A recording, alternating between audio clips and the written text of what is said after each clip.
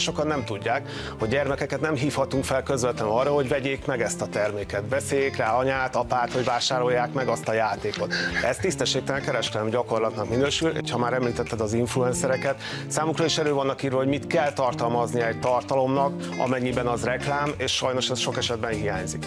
Konkrétan fel kell azt tüntetni, határozottan, egyértelműen, mástól elválasztható módon, hogy az például reklám, vagy fizetett hirdetés, vagy promóció. Használom is a hashtag reklám feliratot, az nkfh.gov.hu, illetve a gvh.hu oldalt javaslom nem csak a fogyasztóknak, hanem a reklámozóknak, illetve az influencereknek is. Folyamatosan beszélgessünk a gyerekekről. Mondjuk el, hogy amit látnak tartalmat, vagy olvasnak a neten, vagy a tévében, az nem feltétlenül azért van, mert az tényleg egy jó termék, hanem mert el akarják nekünk adni. Folyamatosan beszélgessünk velük, hívjuk fel a kockázatokra a figyelmet, és hát hogyha esetleg választanak is egy terméket, és mondjuk már tudnak maguk is vásárolni, mert van saját telefonjuk vagy bankkártyájuk, akkor is előtte beszéljék már meg a szülőkkel, hogy biztos jó döntés. Mindenféleképpen.